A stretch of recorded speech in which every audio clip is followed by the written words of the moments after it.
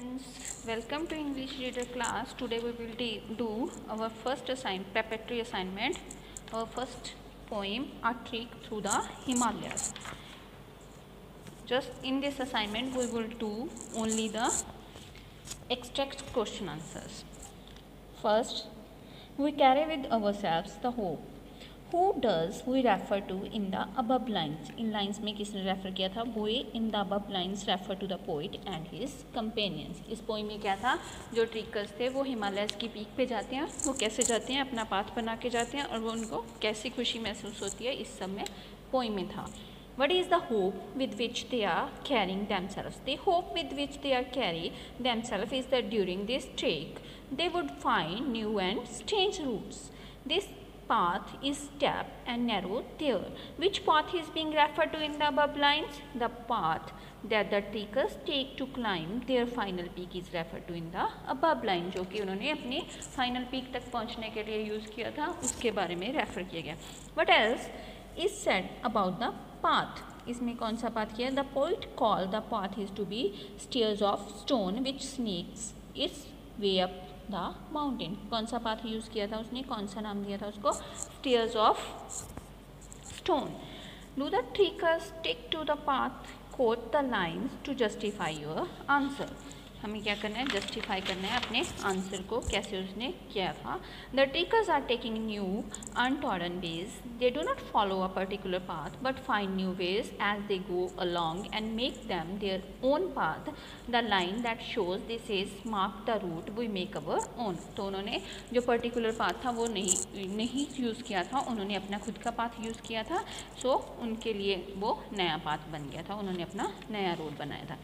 वो look where sky and earth have merged. क्या देखा था उन्होंने? From where are the poet and his friends looking. उसके फ्रेंड्स और पोइट क्या देख रहे थे? The poet and his friends are looking from their destination the summit of the mountain. तो क्या देख रहे थे? उनकी डेस्टिनेशन दिख रही थी उनको, माउंटेन का जो पीक एरिया था.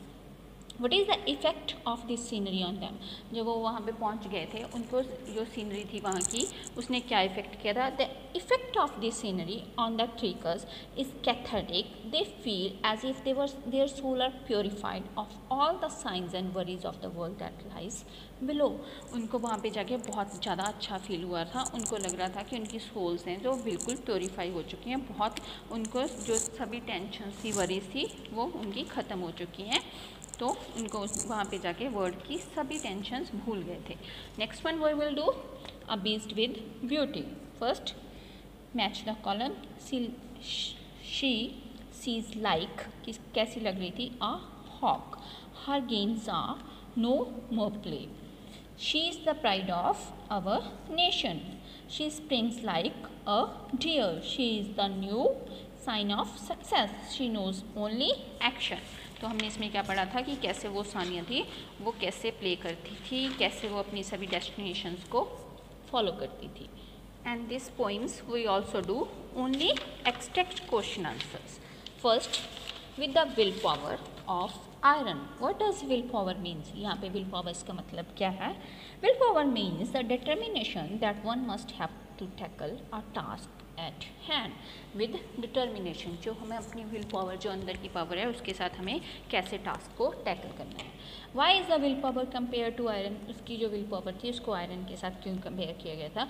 The will power is compare to iron because to the success in a task you need a determination which is a strong as iron and which does not get broken down by failures. जो हमारी will power है इसलिए strong होनी चाहिए. यहाँ पे उसने इसलिए बोला कि वो आयरन की तरह सक्सेस थी क्योंकि जो वो बिल्कुल बहुत ज़्यादा स्ट्रॉन्ग थी और उसकी विल पावर एक फेलियर से नहीं टूट सकती थी.